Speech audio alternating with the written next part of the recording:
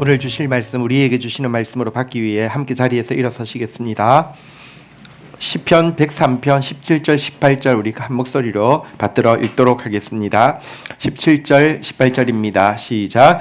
여호와의 인자하심은 자기를 경외하는 자에게 영원부터 영원까지 이르며 그의 의는 자손의 자손에 이르리니 곧 그의 언약을 지키고 그의 법도를 기억하여 행하는 자에게로다. 아멘. 잘 앉으시겠습니다.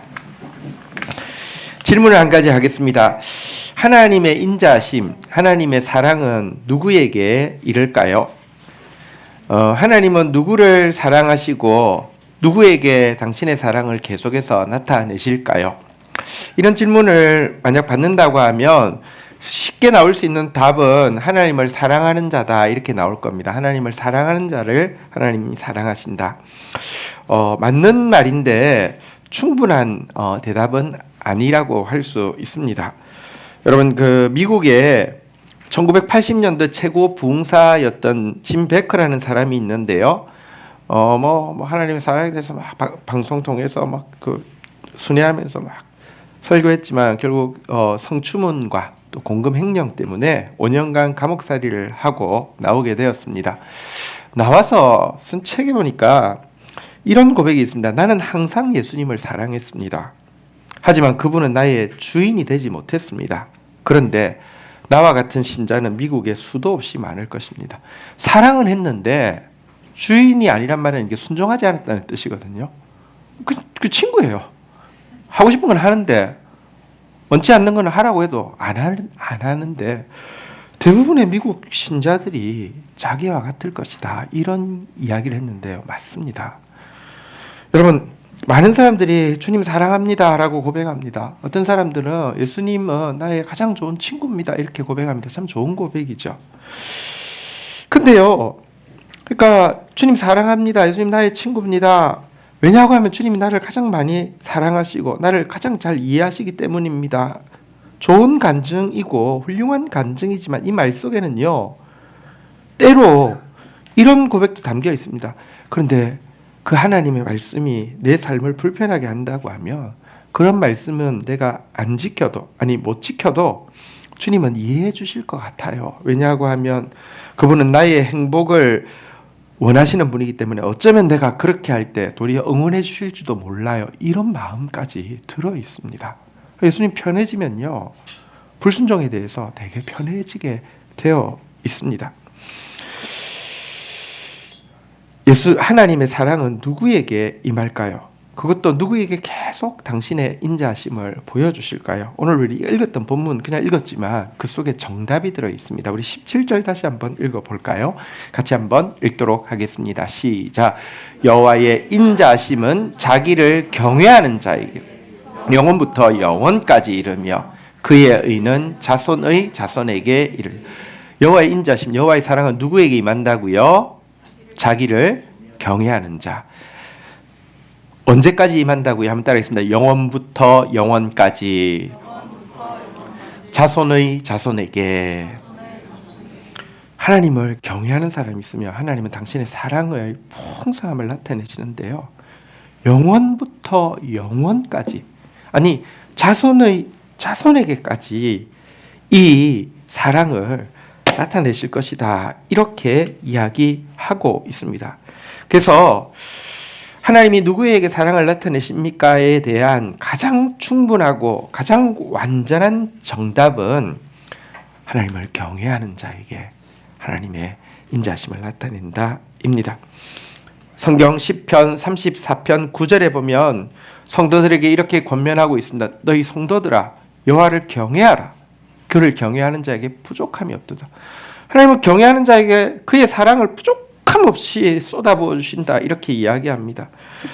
앞에서도 이야기한 바대로 그를 경외하는 자에게는요, 그 자녀에게까지, 자손의 자손까지 하나님의 보호하심이 있다고 잠언 14장 26절에서 또 이야기하고 있음을 보게 됩니다. 한번 읽어볼까요? 시작. 여호와를 경외하는 자에게는 견고한 의뢰가 있나니 그 자녀들에게 피난처가 있으리라. 정말 자녀의 자녀까지 하나님이 보호해 주신다 이렇게 이야기하고 있는데요.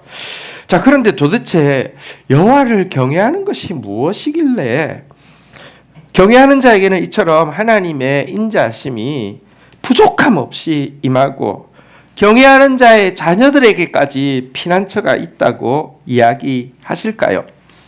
경외란 무엇이냐고 하면 하나님의 성품 중에서 인자하심과 어미하심, 준엄하심이 있는데요. 이 두 가지를 동시에 고백하는 것을 경외라고 합니다.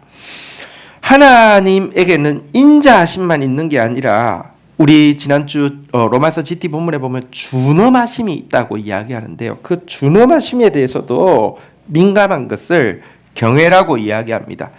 인자하시기 때문에 친밀감을 느끼지만 준엄하시기 때문에 두려움을 느끼는 것이고, 인자하시기 때문에 그 앞에 나아가기를 기뻐하지만 어미하시기 때문에 그 앞에서 떠는 감정을 동시에 가지는 것을 경외라고 합니다. 여러분, 사실 하나님은 준엄하신 하나님이십니다. 하나님의 준엄하심이 그의 사랑이 너무 크기 때문에 때때로 잘 안 보이는 것처럼 보이기도 합니다. 하지만 여러분, 예를 들어 하나님께서 아론을 대제사장으로 세우시고 그의 두 아들 나답과 아비후를 기름 부어서 이제 하나님의 예배에 수종되는 제사장으로 딱 세우시자마자 어떤 일이 일어났냐고 하면요, 이 성전이 지어졌을 때 하늘에서 불이 임했습니다. 그 불에 의해서 제물이 탔고요. 그 불을 끄지 않기 위해서 상번제라고 해서 매일 제사를 드리는데, 거기서 취해서만 가지고 성소 안에 들어가서 그 이제 분향대에 불을 밝히고 또 이제 향단에 그러니까 불을 피우고 하게 되어 있었는데, 나답과 아비후가 귀찮아서 그랬는지 아니면 자기가 더 멋진 더 괜찮은 방법을 찾았다고 생각해서 그런지 다른 불로 분향하다가 바로 그 전장에서 임직을 받고 처음 들어갔다가 여호와의 불에 의해서 죽어버리는 일이 있었습니다. 초대교회가 형성되어지고 나서 대부분은 디아스포라 유대인들이 유월절을 지키기 위해서 여비를 가지고 왔는데 너무 은혜를 받고 그 자리를 못 떠나니까 다 이제 여비가를 다 썼죠. 그때 바나바가, 하나님을 경외하는 바나바가 그의 전 재산을 팔아서 공동체 식구들이 생활할 수 있도록 했더니, 아나니아와 삽비라는 부자가 자기도 이 공동체에서 자기 자리, 자기 이름을 얻기 위해서 팔아서 일부만 바치고는 다 바쳤다고 이렇게 거짓말을 하죠. 그럴 수 있죠.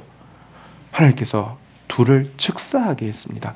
여러분, 하나님 생각보다 어미하시고 두려우시며 마지막 우리 최후 심판 때에 하나님이 얼마나 어미하신지 알게 될 것입니다.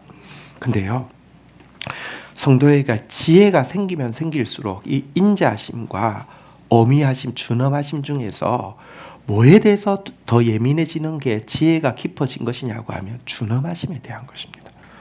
오늘 한국 교회는요, 세계 교회도 마찬가지지만 인자하심만 강조하고 준엄하심은 아예 없애버리고 있어요. 그렇지 않습니다. 지혜는요, 하나님의 준엄하심을 얼마나 느끼느냐입니다. 성경에서 가장 지혜로운 사람이 누구입니까? 솔로몬이잖아요. 근데 성경에 재밌는 표현이 있습니다. 솔로몬의 지혜는 에단 사람,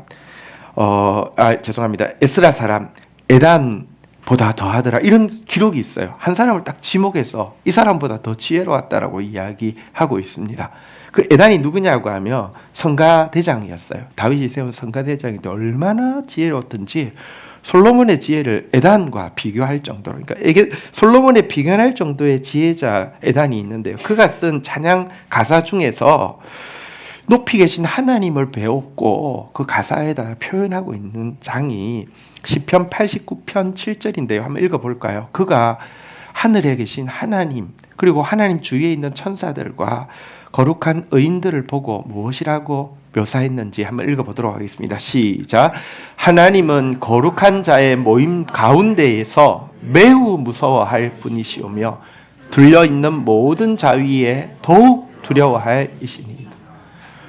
그 지혜자가 하나님에 대해서 무엇이라고 했다고요? 다시 한번 띄워놓으시면요, 한번 따라하겠습니다. 매우 무서워할 이, 더욱 두려워할 이, 그게 지혜입니다. 하나님의 어미하심을 함께 아는 것이 지혜고요. 이게 경외인데요. 왜 하나님이 경외하는 자에게 영원부터 영원까지 자손의 자손에게까지 당신의 인자심을 보여주실 수 있냐고 하며 경외하는 자만이 하나님의 계명을 계속 지킬 수 있기 때문에 그렇습니다. 오늘 우리가 이제 18절 읽었는데요. 17절 읽었는데요. 18절 우리 같이 한번 이어지는 성경 구절 한번 읽어볼까요? 같이 한번 읽도록 하겠습니다. 시작. 곧 그의 언약을 지키고 그의 법도를 기억하여 행하는 자에게로다. 여러분, 경외하는 사람만이 언약을 지킬 수 있고요.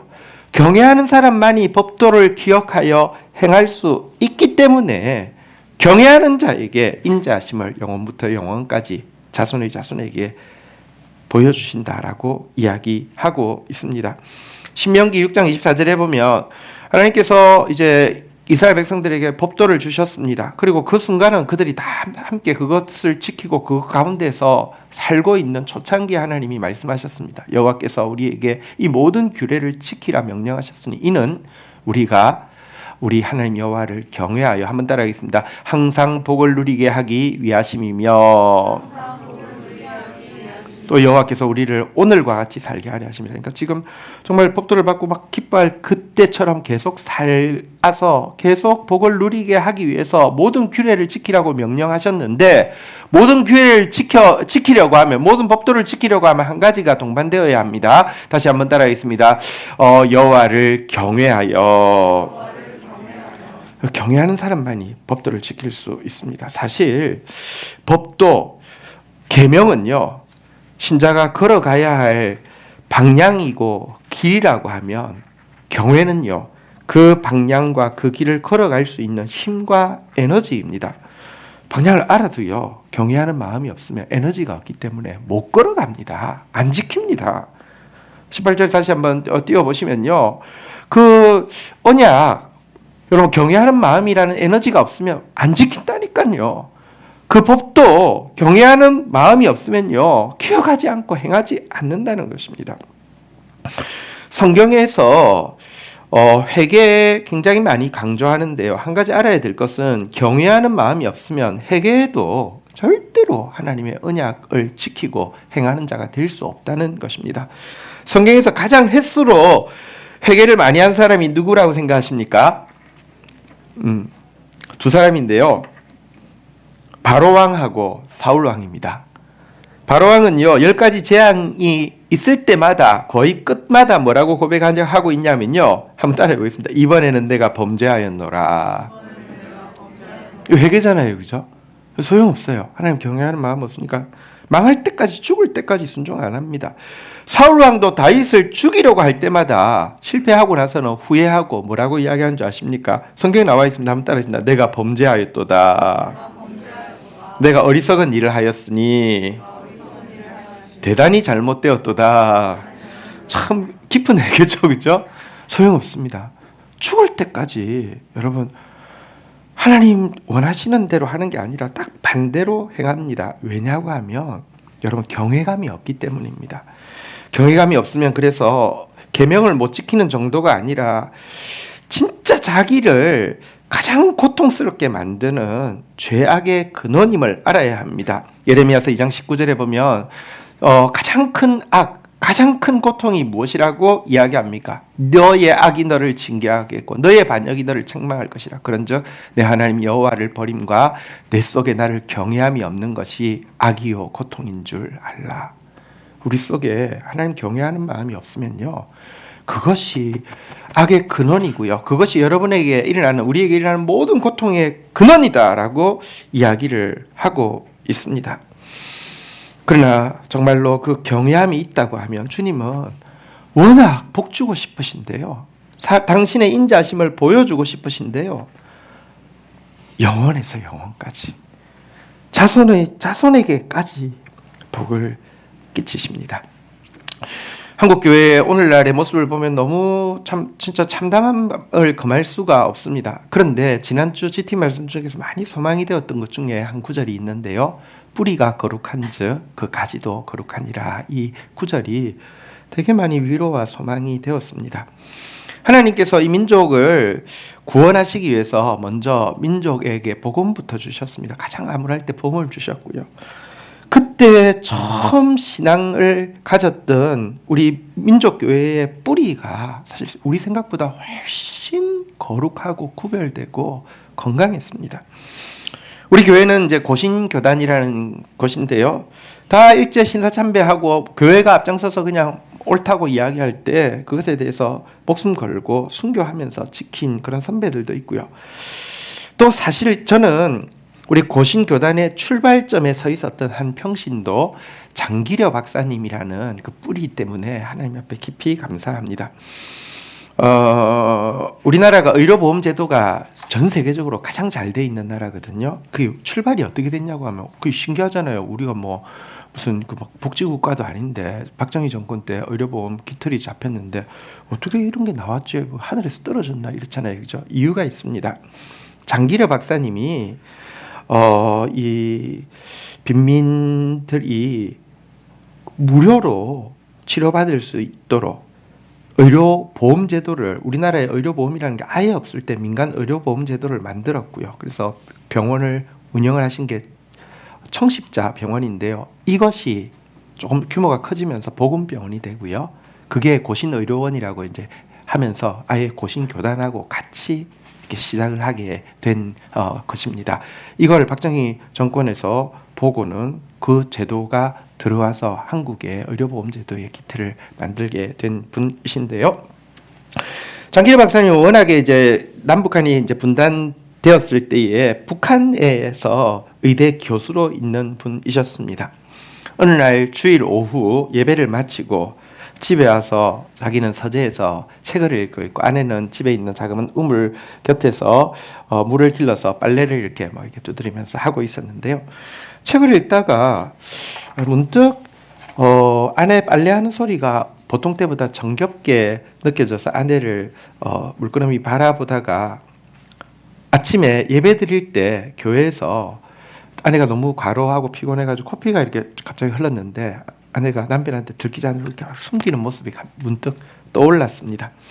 사실 의대 교수여서 월급이 부족한 것은 아니었지만 이 참 신실한 크리스찬 장기려 박사는 월급의 대부분을 가난한 사람 돕는데 다 쓰고 있었기 때문에 생활이 항상 쪼들렸고요.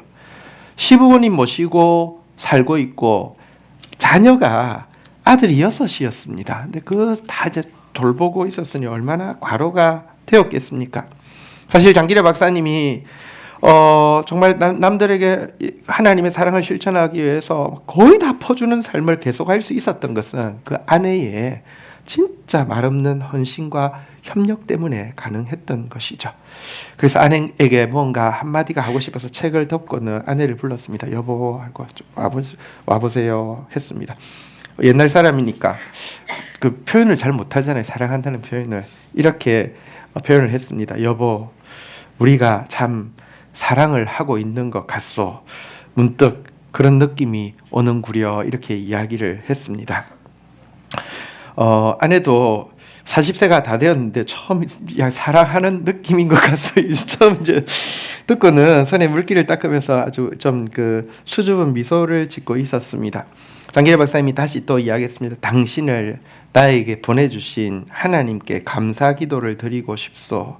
그런데 내 손이 되어주고 내 눈이 되어주는 당신에게 고생만 시키고 있으니 이렇게 이야기를 하니 아내가 이렇게 대답을 했습니다. 이까지 고생이 어디 고생인가요? 나는 이 세상에서 마음이 가장 잘난 사람과 사는 걸요. 저는 이보다 더한 일이 와도 견딜 수 있어요. 아내의 대답을 듣고는 진짜 이 영혼과 영혼이 하나님 안에서 서로 크게 연결되어져 있음을 느끼고 손을 잡고 하나님 앞에 이런 행복을 주신 것에 대해서 감사 기도를 드리고 기도를 끝내고도 한참 서로를 바라보고 있었습니다. 아내의 눈가에 촉촉히 젖어 있는 물기를 보았습니다. 그런데 이 행복이 그 주일 오후가 마지막이었습니다.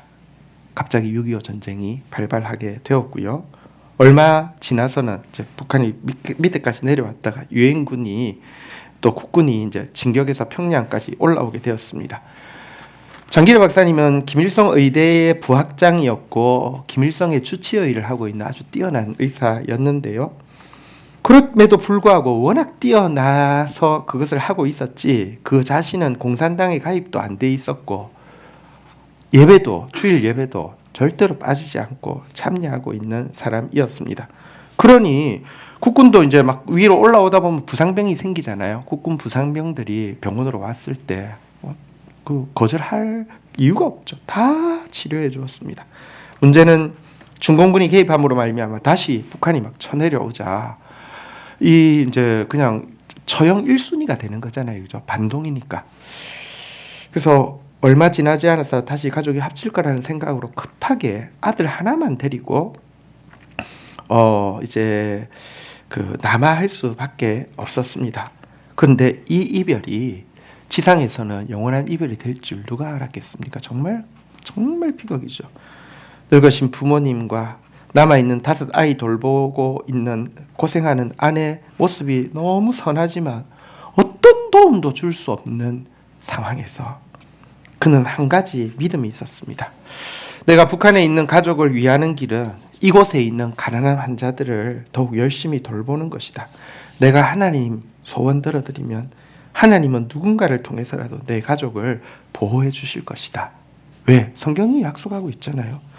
여호와를 경외하는 자에게는요, 그의 인자심이 자손의 자손에게 임한다고 했잖아요.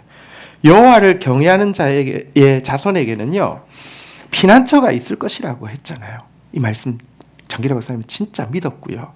그 믿음으로 이 땅에서 하나님의 계명, 곧 하나님의 인자심을 흘려보내는 것, 이웃을 사랑하는 일을 위해서 자기의 전 삶을 드렸습니다. 아까도 이야기한 청식자 의원을 꾸리고 나아갈 때 일인데요. 그러니까 이제 돈 있는 사람은 돈을 내지만 또 이제 보험을 또 들어서 이렇게 계속 하지만 돈 없는 사람들은 그냥 이렇게 치료받을 수 있게 하는 제도의 병원이었는데요.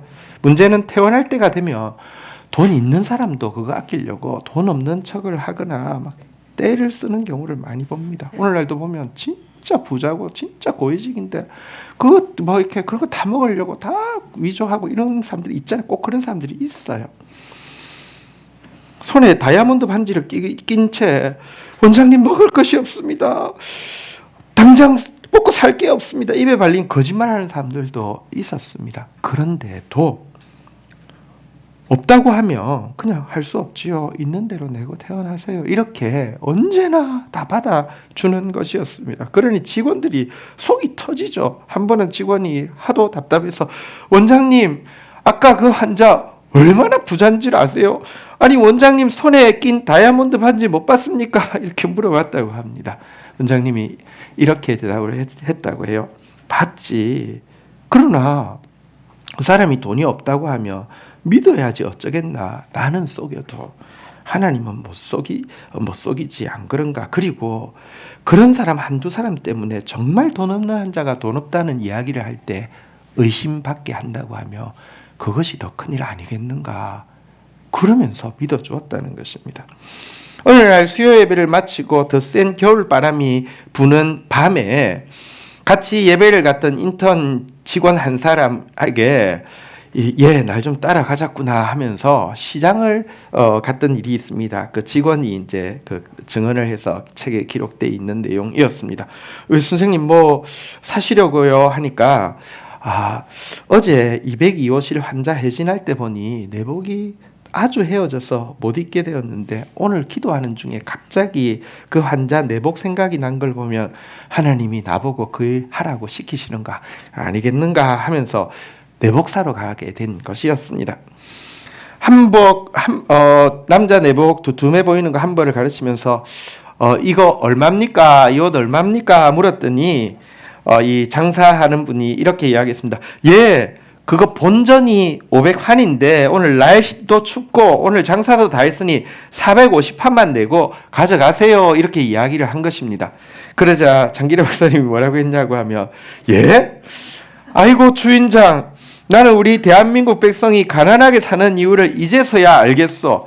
50환이라도 이익을 보셔야 할 텐데 50환을 손해보면서 팔면 되겠어 하고는 600환을 주인 손에 딱 쥐어주고 나오더랍니다. 주인도 받고 나서는 너무 당황을 하고요.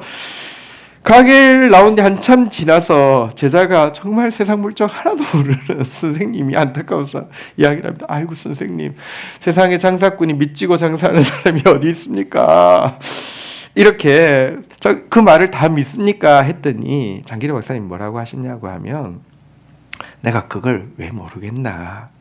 그러나 내가 주인 말을 그대로 믿어주면 다시는 나한테 거짓말 안 할 거 아닌가. 그리고 우리 3천만이 서로 다 믿어주면 얼마나 더 좋은 세상이 되겠나. 나 한 사람부터 그렇게 되기 위해 실천하는 것이지. 그렇게 이야기를 했다는 것입니다. 그러니까 진짜 이런 식으로 그 하나님의 인자하심을, 그러니까 정말 이웃 사랑을 실천을 했는데요. 놀라운 것은 이렇게 하나님의 뜻대로 누군가를 도운 날이면 그날 밤 꿈속에 여지없이 아내가 웃는 얼굴로 나타나더라는 것입니다. 평생을 독신으로 지냈는데요, 그냥 매일 보듯이 아내를 만난다는 것입니다. 박사님 적적하지 않으세요? 하고 이렇게 그 평생을 독신으로 사니까, 그죠? 그렇게 물어보는 사람 많을 거 아닙니까? 그러면 꿈속에서 아내를 만난 날은 기분이 좋아가지고 거꾸로 이렇게 물어봤답니다. 왜? 내가 호랑이처럼 보이시나? 눈 나쁘시구먼. 자세히 보면 내 눈 안에 우리 집사람이 같이 있는 거 보일 텐데, 이렇게 농담을 할 정도로 그렇게 행복해 했습니다. 1983년도에 제네바에서 국제적십자회의, 남북 간 국제적십자회의가 열린 적이 있는데요. 이때 참여하고 온 사람이 놀라운 소식을 가져왔는데, 북에 있는 자기 가족들, 그동안 소식 하나도 몰랐잖아요, 그죠? 북에 있는 자기 가족들, 자기가 생각해도 현실적으로는 보십시오, 고위직인데 남아있잖아요. 게다가 크리스찬이잖아요. 북한에서 생존이 가능하겠습니까? 근데 아내도 살아있을 뿐만 아니라 5 아들이 다 살아있는데요. 맏아들은 약학박사, 둘째는 식품공학사, 셋째는 의학박사, 넷째는 이론물리학 박사, 다섯째는 교사로 북한에서 잘 지내고 있고, 아내도 80이 넘었지만 건강하다는 소식을 들었습니다. 진짜 내가 이곳에서 하나님 소원 들어드리며, 그곳이 아무리 어려운 곳이어도 하나님이 피난처가 되어주실 것이다 믿었는데 그대로 된 것입니다. 또한 8, 9년이 지나서 1991년도 6월 달에 미국에 살고 있는 조카 며느리가 방북을 했는데요. 그곳에서 그 자기 가족의 사진과 아내의 편지를 받아오게 된 것입니다. 한국에 와서 그 조카 며느리가 북한 그에 살아있는 가족 사진을 주었는데, 문제는 한참 동안 아내를 못 알아본 것입니다. 왜냐고 하면 마지막 각인돼 있는 게 그 40년도 훨씬 전에 그 아내랑 주일날 내가 여보 내가 당신을 사랑하는 것 같소, 그때 그 40도 안 된 얼굴을 기억하는데 80이 넘은 얼굴을 이게 찾기가 쉽지 않았겠죠. 너무 늙은 아내 얼굴을 못 알아본 것 때문에 오랫동안 울면서 이렇게 혼자 고백을 합니다. 여보, 당신 혼자 고생이 너무 많았구려. 나는 아직도 당신에게 사랑을 고백하던 날 부끄러워하던 당신 모습만 가슴에 지니고 살았으니 얼른 당신을 못 알아보았구려. 내가 당신보다 젊고 살이 찐 것 같아 정말 미안하오 하면서 사진을 안고 이렇게 흐느꼈습니다. 그리고 편지를 읽었습니다. 편지에 이렇게 쓰여져 있었습니다. 기도 속에서 언제나 당신을 만나고 있습니다. 부모님과 아이들이 힘든 일을 당할 때마다 저는 마음속으로 당신에게 물었습니다. 그때마다 당신은 이렇게 하면 어떠냐고 말해주었고 저는 그대로 따랐습니다. 잘 자란 우리 아이들, 몸은 헤어져 있었지만 저 혼자 키운 것이 아닙니다. 그러니까 남편이 같이 키웠다는 말이죠. 그리고 이 장면을 보고 참 정말 대단하다 이런 생각이 드는데, 꿈속에서 당신이 무이촌에 갔다 오면서 주머니 속에서 쌀 봉투를 꺼내 주시면 저는 하루 종일 기뻤습니다. 당신이 거기서도 당신답게 사신다는 것을 저는 이미 알고 있었습니다. 무슨 말이냐고 하면 보십시오. 장기려 박사님도 이렇게 막 그 하나님 뜻대로 막 봉사하고 나면 꿈속에 아내가 막 웃으면서 나타나고요. 또 이 아내도요, 꿈속에서 남편이 무의촌에 가서 막 봉사하고 나면 사람들이 돈이 없으니까 돈을 못 주고 쌀을 한 봉지, 그러니까 편지 봉투에 담아가지고 주면 그거 가지고 와서 이제 이 뭐랄까 수입이 그건 거예요. 근데 안 해주면은 그걸 막 기뻐했던 이게 꿈속에서 그렇게 서로가 이렇게 해서 만나고 있었다는 것이죠. 당신이 거기서도 당신답게 사신다는 것을 저는 이미 알고 있었습니다. 80이 넘도록 살아있음이 어쩐지 우리가 만나게 될 약속이 아직 남아있기 때문인 것 같습니다 하면서 어쩌면 하나님이 우리를 만나게 해주실 것 같다, 그런 편지를 썼는데요. 딱 1년 후에 1992년도에 남북 대화가 진전되어서 이산가족 방문 첫 행사가 열리게 되었고요. 북한으로 이제 우리 팀이 올라가는 것이었는데 신문에 계속 났습니다. 누가 갈 것이냐에 대해서 1순위가 누구였냐고 하면 장기려 박사님이었습니다. 왜냐하면 진짜 존경받는 어른인데다가 여러분 대부분이 남아에서 결국 새로 가정을 꾸리고 했지 남자 중에서 남아있는 사람 없었잖아요. 그죠? 그래서 이렇게 남아 계시니 당연히 1순위로 반드시 갈 거라고 이렇게 확정된 것처럼 보도가 되고 있었습니다. 한 기자가 소감을 물었습니다. 이번에 가실 텐데 어떠신지요? 이렇게 물었더니 장기려 박사님이 이렇게 대답했습니다. 다른 사람들도 자유롭게 북한을 방문할 수 없는데 내가 왜 먼저 들어가야 합니까? 하면서 저는 가지 않습니다 라고 거절했습니다. 자기 때문에 한 자리 다른 사람 가고 싶은 사람이 못 가는 거 싫어서 가지 않았습니다. 그렇게 40년이 넘게 북에 두고 온 부인을 그리워하면서 살았고 자식들 보고 싶었겠지만 그 재회의 기회마저 다른 보통 사람들에게 양보했고요. 1995년도 성탄 전야 12월 24일 날 장기려 박사님은 그렇게 사랑하는 아내를 이 세상에서는 만나지 못하고 하나님 나라에서의 영원한 만남을 기약하면서 조용히 눈을 감았습니다. 장기려 박사님의 우리 고신교단의 뿌리에 있는 장기려 박사님의 그 삶은요, 우리가 오늘 읽었던 말씀이 정말 그대로 실현되어진 삶이었죠. 우리 본문 말씀 다시 한번 읽어볼까요? 시편 103편 17절 18절입니다. 한 목소리로 같이 읽어볼까요? 시작. 여호와의 인자하심은 자기를 경외하는 자에게 영원부터 영원까지 이르며 그의 의는 자손의 자손에게 이르리니 곧 그의 언약을 지키고 그의 법도를 기억하여 행하는 자에게로다. 아멘. 말씀을 정리하겠습니다. 신앙생활에서 신자에게서 보배를 딱 하나만 꼽으라고 하면 무엇을 꼽아야 할까요? 위대한 선지자 이사야는 그것이 여호와를 경외함이라고 단언하고 있습니다. 이사야서 33장 6절 한번 볼까요? 내 시대에 평안함이 있을 것이며 구원과 지혜와 지식이 풍성할 것이니 여호와를 경외함이 내 보배니라. 하나님이 직접 말씀해 주셨습니다. 여호와를 경외하는 자에게는요, 그의 일생 가운데 평안함이 있고요, 구원이 있고요, 지혜가 있고요, 지식이 풍성할 것이라고 이야기하면서 여호와를 경외함이 보배라고 했습니다. 한번 따라하겠습니다. 여호와를 경외함이 나의 보배입니다. 네. 사무엘 정말 그 이스라엘 민족을 위해서요, 사무엘상 12장 23절에 보면 나는 너희를 위해서 기도를 쉬는 죄를 범치 않겠다라고 하면서 끊임없이 기도하고 그들에게 선하고 의로운 길, 계명을 끊임없이 가르치겠다라고 이야기하면서요. 하지만 아까도 이야기했지만 계명은 방향과 길이라고 하면 그 길과 방향으로 갈 수 있는 힘과 에너지는 뭐라고요? 경외라고 했잖아요. 그죠? 그래서 사무엘이 마지막으로 백성들에게 당부한 게 24절 내용인데요. 24절 한번 마지막으로 읽도록 하겠습니다. 시작. 너희는 여호와께서 너희를 위하여 행하신 그 큰 일을 생각하여 오직 경하며 너희 마음을 다하여 진실이 섬기라. 마지막 부탁은요, 한번 따라하겠습니다. 오직 그를 경외하라. 한번 따라하겠습니다. 오직 경외하겠습니다. 경외함이 내 보배입니다. 네, 자리에서 일어서시겠습니다.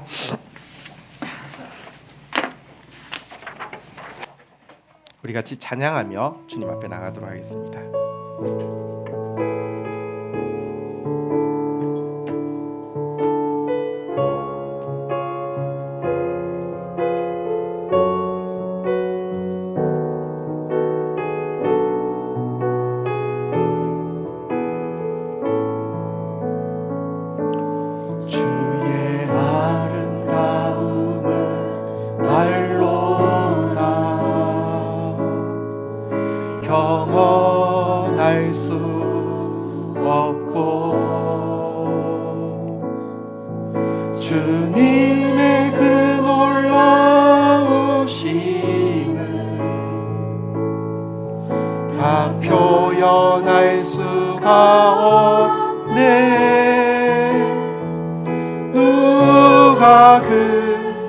지혜를 깨닫고 누가 깊은 사랑 증량할까. 보좌에 앉으신 주의 위엄 아름다우신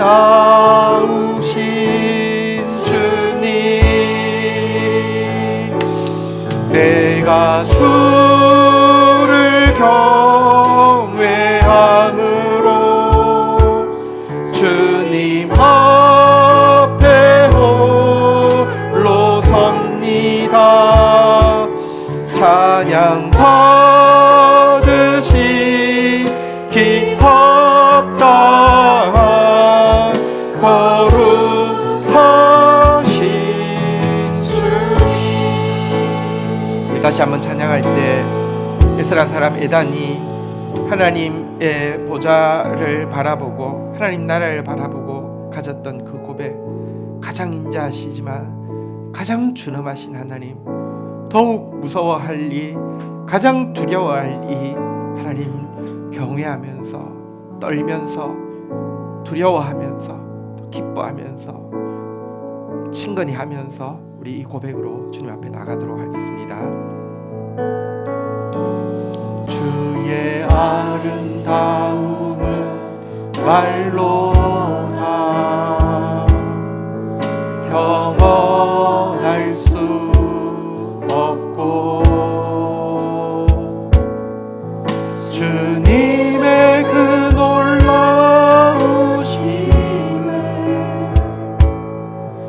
다 표현할 수가 없네. 누가 그 지혜를 깨닫고 누가 깊은 사랑 증량할까. 보좌에 앉으신 주의 위엄 아름다우신 주님, 내가 주를 경외함으로 주님 앞에 홀로 섭니다.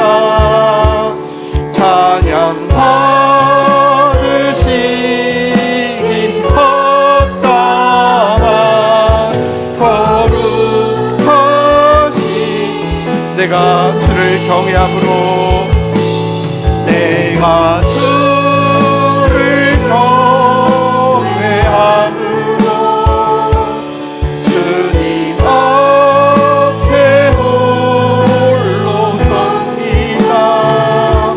찬양 받으시기 합당한 거룩하신 주님, 내가 주를 경외함으로 주님 앞에 홀로 섭니다. 찬양 받으시기 합당한 거룩하신 주님. 우리 시간 하나님 앞에 한 가지를 구하며 나가십시다. 주님, 오직 경외하기를 원합니다. 경외함이 나의 보배입니다. 나에게 주를 경외하는 마음을 회복시켜 주시옵소서. 장기려 박사님처럼 주님 경외함으로 말미암아 주님의 언약을 지키며 사는 자, 하나님의 인자하심이 자손의 자손에게까지 이르며 영혼의 영혼까지 이르는 것을 맛보아하는 삶 되어지기 원합니다. 우리를 새롭게 하여 주시옵소서. 우리 다 함께 주의 이름 고백하며 기도하며 나가도록 하겠습니다. 아버지, 감사합니다. 사랑하는 청년들, 인생의 가장 보배로운 시간, 또 가장 힘든 시간을 지나고 있는데, 하나님, 이들의 소원이 나의 최고의 보배로 하나님 경외하기를 구하는 것이 오직 유일한 소원이 되어지는 그런 축복을 받게 하여 주시옵소서. 여호와의 인자하심이 자기를 경외하는 자에게 영원부터 영원까지 자손의 자손에게 이르리라고 하신 주님, 이 말씀을 맛보아 알며 사는 인생 되어질 수 있도록 인도하여 주시옵소서. 하나님, 우리의 행복을 위하여서 주신 계명을 하나님 경외함으로 말미암아 두렵고 떨림으로 지킴으로 말미암아 정말 하나님의 그 축복이 임하는 것을 막을 수 없는 그런 삶을 살아갈 수 있도록 은총을 베풀어 주시옵소서. 우리의 소중한 물질을 하나님 나라 위하여서 또 영혼 구원 위하여서 이 땅에 하나님의 사랑을 흘려보내고 정의를 세우는 일을 위하여서 기꺼이 바쳤습니다. 축복하여 주시며 사랑하는 청년들의 삶 가운데 하나님, 정말 이 시대에 한치 앞이 보이지 않고 모든 것이 결핍된 시대이지만 하나님이 채워주시는 다음 없는 공급과 하나님이 곁을 내어주시고 허락하시는 그 피난처에서 하나님의 사람으로 아름답게 세워질 수 있도록 하나님 나라를 세우는 능력 있는 용사로 자랄 수 있도록 복의 복을 더하여 주시옵소서. 예수 그리스도의 이름으로 기도 올립니다. 아멘.